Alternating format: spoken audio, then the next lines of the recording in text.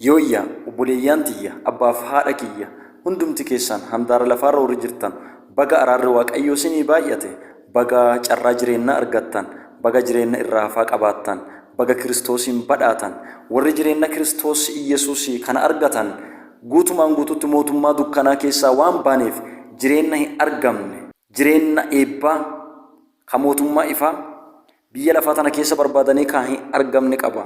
Warri Kiristoos Yesuusitti amantanii fayyitanii mootummaa dukkanaa jalaa gara mootummaa ifaa biyya lafaa keessaa baatanii jireenya argattaniif baga gammaddan baga carraan kun isin dhaqqabe isiniin jedha. Akka carraa warri jireenyi Yesuus Kiristoos haga ammaa isiniin galin jiruu tanaaf keessummaa warri teetan. Kana jechuun maqaa Yesuus Kiristoositti warri amanini jireenyi bakka biraa waan hin jirreef waamicha isiniif godhu gara jireenya haarawaa gara jireenya Kiristoosii argamu kanaatti akkasin dhuftanu sababillee cinaa ta'anii yoo laalan namaan galu jireenyi Kiristoosii wanni nama iyyisiisu wanni nama maraachu wanni nama mi'eeffachiise yeroo hundumaa warra akka Kiristoosii ta'an akka isaan gammadan godhu jireenyumattuu jireenya hin argamne waan ta'eef biyya lafaa kana keessa barbaadanii fuudhuu waan hin dandeenyeef jireenya Kiristoosii itti goraasiniin jedha fayyina lubbuu teessanii waa argattaniif warri fayyitan gammada warri duuba jirtan immoo dallee kana akkasin timtan waamicha isinii godha xurrumbaadhuma afuufamaa waan jiruuf maqaa gooftaa Yesuusiitiin sagalee waamicha waaqayyo inni dhumaa kun isin haa argatu gara mootummaa waaqaa gara dallee waaqaa gara gooree waaqaa kanatti waamicha sagalee waaqaa kanaan akkasin timta isi affeera naa eebbifamaa isiniin jedha. Barnoota keenna mata duree sanyii dansaa facaas jedhu kanaan dura waliin barataa turre adda kutaa sadaffaa isaa qabadhee isinii dhiyaadheera. Waaqi jiraataan maqaa isaa eebbifamu. Kanaan dura sanyii dansaa facaas mata duree jedhu dhaabanne maalummaa facaasuuf haamuu akkasuma seerota facaasuuf haamuu laallee itti fufnee sanyiin addaa midhaan boru akkasiin teete irra dhaabanne waan tokko tokko laalaa turre kutaa lammaffaa keessatti sanyii Daawit facaase laallee turre kutaa sadaffaa keessatti immoo adda sanyii Yaaqoob facaase laalla sanyii Yaaqoob facaase. Yisaaq dulloomee yeroo ilaalan dhagguu dadhabetti ilma isaa hangafaa Eesaw waame akka inni adamoo adamsee nyaata mi'aa isaaf qopheessu achiin duuba akka isa eebbisuuf itti hime. Haati manaa Yisaaqi Ribqaan yeroo Yisaaq Eesaw waliin haasa'u dhageette ilmi hangafichi Eesaw hafee ilmi lammaffaan Yaaqoob eebba akka inni fudhatu barbaadde. Gadhaa ifitti yaadde. Yaaqoob addeeti kaa deemee re'ee lama qalee akka inni fidu gorsite. Yaaqoob deemee erga re'ee fideen duuba akka Yisaaq jaalatu gootee nyaata mi'aa qopheessite. Yaaqoob akka Eesaw nama qaama rifeensaa waa hin teeneef akka inni fuula Yisaaqii dura dhiyaatuuf yaadde kadhee re'ee fuutee qaama isaatti martee uffata Eesaw itti uffiche. Abbaa isaanii waan kanaan sobamee dhugumaan Eesaw waan itti fakkaateef Yaaqoob eebbisee ture. Yaaqoob waan dhoksaa akkasiitiin abbaa ifii sobe. Ribqaa fi Yaaqoob sanyii bifa kanaan biqilee midhaan isa fakkaatu buuse baay'inaan facaasan. Seerri sanyiif midhaanii jireenya Yaaqoobii keessatti akkam akka inni hojjete hubannaa naa ilaalu. Yoo Yisaaq Eesaw Yaaqoob jeesuuf dhaadatee ture. Ribqaan ammoo dhimma kanaan rakkattee Yaaqoob yeroof gara Kaaraanii deemee akka inni jiraatu obboleessa isii Laabaa bira ergite. Haa ta'u malee akka lammaffaa deebitee isa arguu hin dandeenye hin qalbeeffanne turte. Isiin deebitee Yaaqoob dhaggitiseeti. Akka deebitee Yaaqoob dhaggitutti amantee ergite. Garuu gonkumaa akka hin dhaggine teetee hafte. Yaaqoob mana abuyyaa isaatti abuyyaa jechuun eessuma bakka tokko tokko akka jedhamu jechuudha. Mana isaatti galee jiraachuu jalqabe. Sanyii inni facaase sunillee biqiltee guddattee gara firiitti jijjiiramuu jalqabde. Akkuma inni karoora dhoksaatee abbaa isaa sobaan qore Laabaanillee intala ifii ta Yaaqoob jaalatu irratti karoora dhoksaatii isa qore. Yaaqoob iddoo intala jaalatu Raahelitti sobame Liyaa fuudhe. Yaaqoob qilleensa facaasee hobombolatee haamate akkuma Hose'aa boqonnaa 8 irraa dubbatu. Lakkoofsa 7 irraa. Waggaa 7 intala Raahel jedhamtu fuudhuuf jedhee Laabaaf hojii gurguddaa hojjetaa ture. Laabaaf horii tissaa ture. Gatii baay'ee kaffalaa ture. gatii baay'ee erga kaffaleen duuba garuu kan inni duubarra argate intala gatii kaffaleef adoon ta'in intala biraa sobee kenneef Laabaan. Kana qofaa miti ilmaan Yaaqoobii ilma isaa maadhicha yookiin quxisu gara biyya Gibxii gaafa gurguran re'ee qalanee uffata Yoosefii dhiigaan dibanii ilma keet bineensi hamaan nyaateera jedhanii akka hin beeksifne Yaaqoob soban. Yaaqoob karoora dhossa'a Esaw irratti baasee ture. Karoorri dhossa'a kan inni baase san ka caalu isarra deebi'e. Waggoota dheeraaf Yaaqoob Yoosef du'eera jechuu malee waan biraa waan beekuun qabu ture. Yeroo baay'ee muraasaaf sobee yeroo baay'ee dheeraa sobamee gadde. Ilmee re'eetti fayyadamee sobee isa irrattillee ilmee re'ee fayyadamanii isa soban. Uffata uffatee sobee ture. Ilmaa isaallee uffataa isa soban. Yaaqoob uffata jalaan kadhee uffatee sobee ture. Ilmaa isaa ammoo uffata Yoosefii irratti dhiiga naqanii isa soban. Kun bilbaasuma ajaa'ibuma kadheen sobee dhiigaan sobame. Midhaan haamamu sanyii facaafantu caalaa baay'ee baay'ata. Yaaqoob irratti baay'ee baay'ate. Sanyii kadheen facaase dhiigaan haamate. Yaaqoob gaafa gara biyya Gibxii bu'ee Yoosef arge Fara'ooniin barri ankara deentummaan jiraadhe waggaa 130 barri jireenya kiyyaa kun muraasa hamaalle ta'e jedha. Seera dadaa yookaan uumama boqonnaa 47 lakkoofsa 9 irratti Yaaqoob akkaatuma seera sanyiif midhaaniitti waan facaase haamate. Namitti aanu namni nuti ilaallu Yoosef sanyii Yoosef facaase ilaalla. Seenaan kitaaba seera uumamaa boqonnaa 37 irraa jalqabee dubbatu ilmi Yaaqoobii Yoosef ilma waggaa 17 yeroo ta'etti ijoollee dubartoota abbaa isaa ilmaan Biliyaa fi Zilfaa obboleeyyaan isaa waliin hoolee tissaa ture. Yoosef oduu waa hamaa isaa hojjetanii fidee abbaa isaaniitti himee jedha. Uumama boqonnaa 37 lakkoofsa 2 irraa yeruma san obboleeyyaan sababoota lamaaf Yoosef jibbuu jalqaban. Tokkoffaa Yoosef nama gaarii ta'uu irraa kan ka'e abbaan isaanii isaan hunda caalaa isa waan jaalateef. Lammaffaa ammoo sababa hojii Yoosef hojjeteef. Seera uumamaa boqonnaa 37 lakkoofsa 4-8. Yoosef garuu akka isa jibban san isaan hin jibbine. Obboleeyyan Yoosefii sababa aarii fi hinaaffaa keessa isaanii buleef obboleessa isaanii irratti ka'anii Amaaleqoota gara Gibxii yaa'anutti qarshii 20tti gurguran. Warri miidiyaamotaa sun ammoo Yoosef geessanii hojjettoota mootii Gibxii gurguddoo keessaa ajajaa eeddotaa Pooxifaaraa gurguran. Uumama boqonnaa 37 lakkoofsa 36. Yoosef biyya Gibxii keessatti mana gooftaa ifiitiif tajaajilaa dansaa ta'uu isaatiin gooftaa isaa waan qabu hundumaa harka isaatti kenne. Yoo inni mana ifii irratti isa muude Yoosef nama hojiif jireenyi isaa isaaf qajeele ture. Achiin duuba akkas ta'e. Yoosef nama fuula midhaaguuf bareedaa waan ta'eef haati manaa gooftaa isaa isa ilaallatte. Akka inni isii waliin rafuuf gaafatte. Inni garuu dide. Yoosef mana san irratti nama aangoo guutuu qabuuf qabeenya gooftaa isaa guutuma guutuutti nama to'atu waan ta'eef carraa argate kamittuu akka barbaade fayyadamuu danda'a ture.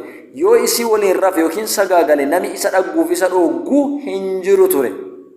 Inni garuu gochi hamaan kun waan fuula Waaqaa duratti abdatamummaa isa dhooguu akka ta'e waan isaaf galeef sanyii hammeennaa kana facaasuu dide. Akkas jedhe an akkamiin hammiinna guddaa akkasii hojjadha. Cubbuu godhee akkamiin Waaqayyo yakkaree jedhe. Uumama boqonnaa 39 lakkoofsa 9 irratti. Niitiin Pooxifaar waan Yoosef isii dideef aarte humnaan na yakkate yookaan na dirqisiise jettee dabaan mana hidhaatti galchisiitti. Qormaati Yoosefiif dhiyaate kun qorumsa cimaa salphumatti dargaggeessa kuffisuu danda'u ta'uu irra darbee oobjuu isaa karaatti hambisuuf uukoo yookaan raacitii qophootte. Yoosef garuu harka isaa kufaatiif kennuu dhooggate oojjuu ifii waliin mana hidhaatti galuu filate. Mana hidhaa keessatti illee nama oojjuu hiiku ta'ee itti fufe. Mana hidhaa qofatti adoon ta'in dhumarratti nama guddaa oojjuu biyyaa hiiku ta'ee argame. Uumama boqonnaa 41 lakkoofsa 25-37. Galanni Waaqa jiraataaf haa ta'u. Yoosef bara isaatti qajeelummaa fi abdatummaa facaase. Ulfinnaa fi gulantaa guddaa itti yaadamee haamate. Battummaa didee badhaadhummaa baay'ee argate.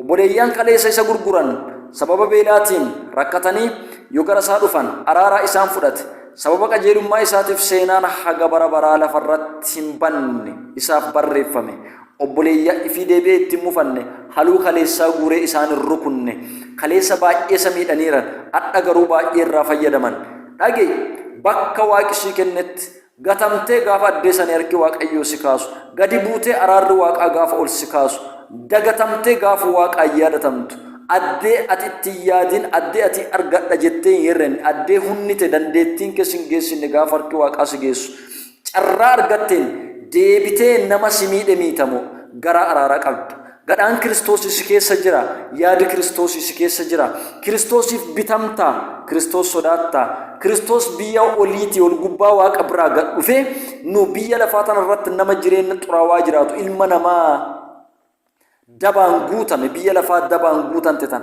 adoo itti muree hin dande'a ture sababillee dhugaa qaba ture biyyi lafaa daba qaddi waan ta'eef Kiristoos garuu itti murre biyya lafaatiif araara godhe araaraan biyya lafaa hambure du'ee ifii isaati jireenya biyya lafaatiif ta'e araara nuu baceessee araara nuu kenne jireenya nagayaan guutame nuu kenne kanaaf nuti bifa fakkeenya Kiristoositi mufifammeenni nu keessatti uumamuun qabu kaleessa miidhamne irra yoo ta'e hadha innaa carraa arganne deebinee nama miidhuun qabu biyya teenya keessatti namoota baay'een kasaan nama miineef humna waan dhabaneef karaa dhabane balbalattiin nama rukutan dhabane adoo carraa argatanii adoo waaqi carraa kenneefi namoota baay'eetti barcumaarraa gatama waaqi nu carraa akkasiin kennuuf male waaqi warra nama miidhiisaa deemuuf carraan kennu warra gadhaa isaanii fayye warra dhukkubi gadhaan jirreef male warra dhiita quuqaa garaa qaban waaqayyo warra akkasii balbala banante isaaniin kennu waaqayyo gulantaa guddaa isaaniin kennu warri garaan keessan dhiita quuqaa qabu warri garaan keessan obboleessatti aare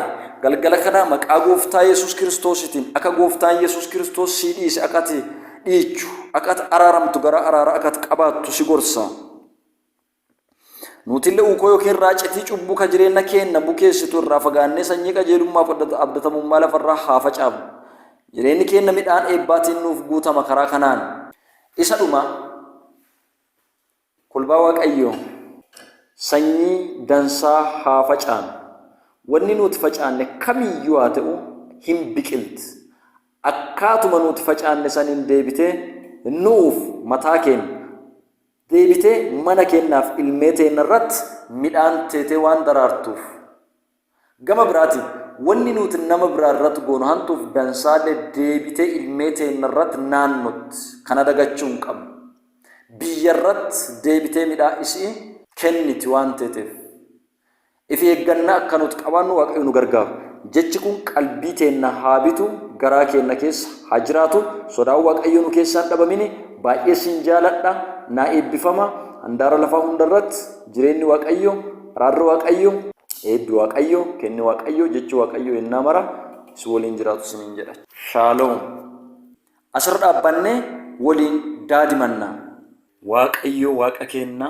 waaqa abbaa ilmaa hafuura qulqulluu tokkocha waaqa bara baraa maqaa jiraataa ilma kee gooftaa Yesuus Kiristoostiin si galateeffanna galanniif ulfinni kabaji saadinoof jajinoon maqaa keetiif haa ta'u waaqayyo gooftaa abbaa uumama hundaa ol gubbaaf lafa addunyaa mul'attuuf kan mul'anne waan jiruuf waan hin jirre hundumaa ka bulchituuf ka geggeessitu waaqa waan hundumaa bakka hin jirre gara jiraachuutti fidde addunyaa lafaa jiruuf waaqayyo gooftaa addunyaa lafaa ala jiru kana hundumaa waaqa gara bakka isaan dhufanitti deebichee galchuu ka dandeettu waaqa guddaa guddoomi kee tilmaamaaf hagan qanne si galateeffanna daballee maqaa gooftaa Yesuus Kiristoosiin bara baraa haga bara baraa maqaan kee ka eebbifame haa ta'u sagalee kee jiraattu dubbiite dhugaa ka garaa jireenyaa nu qajeelchitu ka boolla nutitti kufne keessaa nu kaachu waaqayyo gooftaa mucucoo jinnanarraa kanu baraartu tarkaanfii borii kanuu teetu abdii hegeree keenna kanuu teetu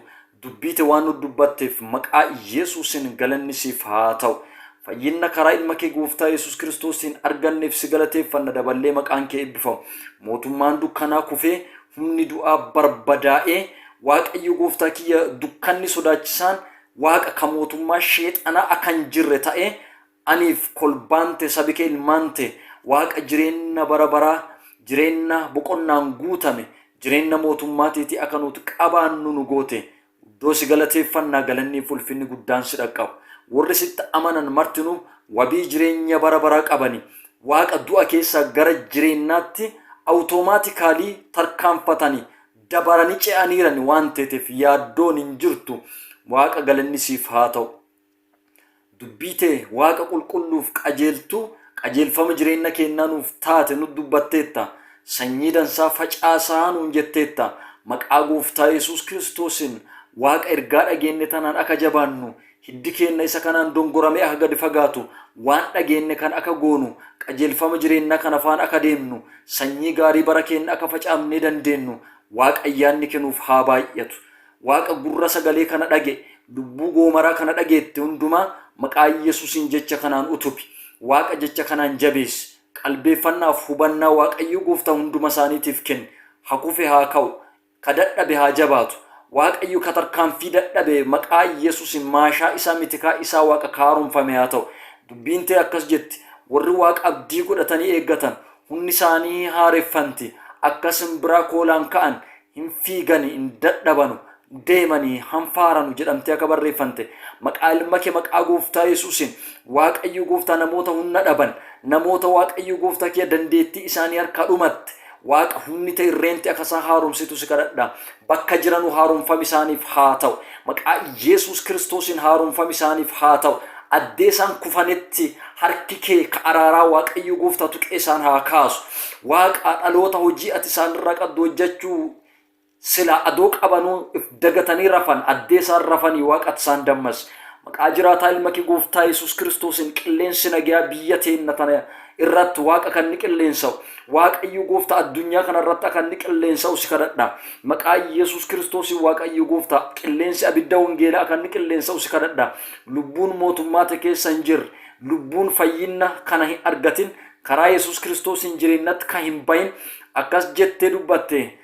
Hooleen biraa ammallee kadallee kana ala yookiin gooree tana ala jirti. Isaanillee gara gooree tanaatti akka dabalamuun godha jette. Gooftaa Yesuus ka abbaan naa kenne marti gara kiyya dhufani jette. Maqaa Gooftaa Yesuus Kiristoosiin sanyiin qulqulluun tun qaccee biyya lafaarraa akkasiin walitti qabamtu. Gara dallee keetii gara mootummaa keetiitti akkasiin tintu si kadhadha. Waaqayyo Gooftaa harka araara keetii diriirsi. Waaqa harka araara keetii diriirsi. Ibidda araara keetii diriirsi. Ka Phexros Faawuliin jalqabde diriirsi. Maqaa Yesuus Kiristoosii abiddi Phaawulos Faawuliin ture sun Waaqa biyya lafaa tanarra deebi'ee haa qabatu. Carraan Waaqayyo Gooftaa kiyya wangeelli humna guutuun, arnya guutuun, Waaqa surraaf simboo fi guutuun, Waaqayyo mo'icha fi guutuun, ka Waaqayyo Gooftaa kiyya akka ibiddaa boba'ee inni addunyaa kana jijjiiru Waaqa ammalee deebi'ee nu haa dhufu. Carraan sun deebi'ee nu haa dhufu. Maqaa Gooftaa Yesuus Kiristoos ayyaanni kee mishineerota haa dadammasu.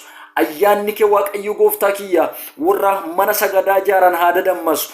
Ayyaanni kee Waaqayyo Gooftaa ergantoota ciccimoo akka Phexros fa akka Phaawulos fa haa dadammasu. Maqaa Gooftaa Yesuus Kiristoosiin ayyaanni kee raagota haa dadammasu. Yaa Waaqayyo Gooftaa ayyaanni kee hojjettoota wangeelaa haa dadammasu. Ayyaanni kee Waaqayyo lallabdootaaf barsiisota haa kaasu. Warra rafan Waaqatti dammas. Warra ado deemuu barbaadanuu humna dhabane Waaqatti humna isaanii ta'e. Warra harka isaanii keessaa sanyii dhaban Waaqatti sanyii isaanii kenni. Maqaa Gooftaa Yesuusiin tajaajiltoota amanamummaan guutaman haa ta'anu. Waaqayyo warra ergamaaf ergaa wangeelaatiif biyya lafaa tana keessa faca'an Waaqa humni teetiif ayyaanni kee isaanii haa baay'atu. Warra sababa wangeelaa beelotaa jiran, warra sababa wangeelaa lubbuu fiitti murteessanii deeman, warra sababa wangeelaa jireenya fi dhiisan Waaqa maqaa Gooftaa Yesuus Kiristoosiin tajaajilli isaanii simboolii qofa kan ta'e Waaqayyo tajaajila ibidda uffate kan inni ta'u, tajaajilli isaanii tajaajila ayyaana kee uffate kan inni ta'u, tajaajilli kee tajaajila dibata Waaqayyo addunyaa kana liqimsu uffate kan inni ta'u si kadhadha. Maqaa Yesuus Kiristoosiin fuulli lafaa kun ardiin torba Waaqa wangeelaan haa liqimfantu. Ibiddi wangeelaa ardii torba guutuu haa nyaatu. Maqaa Gooftaa Yesuusiin si kadhadha Abbaa. Sanyii hammeennaa biyya lafaarra facaafante, sanyii hammeennaa biyya teenyarra facaafante Waaqayyo Gooftaa kiyya ka seexanaaf sababa teetu, ka seexanaaf dildila teetu, seexanni Waaqayyo Gooftaa kiyya humna fichaa wangeelaa itti hojjetamu dadhabsiisuuf kan inni ittiin fayyadamu maqaa Yesuus ibidda keessa bara dhumaatiin ka xaragamte haa teetu. Biyya lafaa tanarraa kan gubatte haa teetu. Humni sheexanaa kan dadhabde haa teetu. Mootummaan seexanaa haga dhumaatti kan danqante haa teetu. Mootummaan seexanaa maqaa Gooftaa Yesuusiin qaccee taanii haga qaccee taaniitti kan danqante haa teetu. Mootummaan dukkanaa kan rukutamte haa teetu. Maqaa Yesuus Kiristoosiin mootummaan seexanaa haga dhumaatti haa dhiphattu. Mootummaan Waaqayyo qaccee haga qacceetti haa badhattu. Maqaa Gooftaa Yesuus Kiristoosiin mootummaan dukkanaa Si'ool duwwaa haa teetu. Boolli du'aa Waaqa duwwaa haa teetu. Maqaa Gooftaa Yesuusiin mootummaan Waaqa haa guuttu. Waldaa kiristaanaatiif hunni haa deebitu. Waldaa kiristaanaatiif kallachi haa deebu. Waldaa kiristaanaatiif arnyi haa deebu. Waldaan kiristaanaa gara bakkaa fi kallacha ganamaa kasbiraa qadduutti Waaqa haa deebitu. Gara sodaatamuu ofiitti haa deebitu. Waldaan kiristaanaa biyya lafaa kanarratti haa sodaatamtu. Waldaan kiristaanaa biyya lafaa kanarratti haa injifattu. Waldaan kiristaanaa biyya lafaa kanarratti Waaqayyo Gooftaa kiyya humnoota lafarra jiran hunduma haa mo'attu. Maqaa Yesuusiin waldaan kiristaanaa siyaasaa ol baatee haa mul'attu. Waldaan kiristaanaa Waaqayyo Gooftaa kiyya qabeenyaa ol baatee haa mul'attu. Waldaan kiristaanaa Waaqayyo Gooftaa kiyya poolitikaa caaltee, waldaan kiristaanaa saayinsii caaltee arnyaaf kallacha Waaqa haa uffattu. Waaqayyo gaarummaan kee maqaa Yesuus Kiristoosiin waajibitti Kiristoosii waldaa kiristaanaa irratti kallachi haa deebu. Maqaa Yesuus Kiristoosiin ulfinni haa deebu. Sodaatamuun haa deebu. Ka waldaa kiristaanaa humna dhoobu, ka waldaa kiristaanaa arnyarraa quncisuu barbaadu, Waaqa ka waajibitti salphisuu barbaadu, akkasiin jila fuudha walichaatiif hin qophoofne ka godhu, Waaqayyo misirroo Kiristoos kan qaanessu, ayyaanni dukkana, ayyaanni huura qabatee, hurruma qabatee, hicaacee qabatee waldaa kiristaanaa seenuuf Waaqa tattaafatu. Inni seenee Waaqayyo Gooftaa miseensota fayyadamee waldaa kiristaanaa xureesse. Maqaa Yesuusiin lafa gadi haa dhiisu. Waldaa kiristaanaa gadi haa dhiisu. Kan gubate haa ta'u. Maqaa Gooftaa Yesuusiitiin, humna waajibichaatiin, humna Kiristoosiitiin, humna dhiiga Yesuusiitiin, humna gatii kaffalanteetiin kan rukutame, kan caccabe haa ta'u. Waan nu dhageetteef abbaa keenya eebbifamu. Galanniif ulfinni bara baraa haga bara baraa siif haa ta'u. Hallelujah, hallelujah, hallelujah, hallelujah. Galanni siif haa ta'u Gooftaa. Hallelujah, hallelujah. Oh hallelujah. Galanni bara baraan siif haa ta'u. Waan nu dhageetteef eebbifamu. Kana hunduma maqaa jiraataa ilma kee Gooftaa bara baraa Yesuus Kiristoosiif jedhi. Ameen.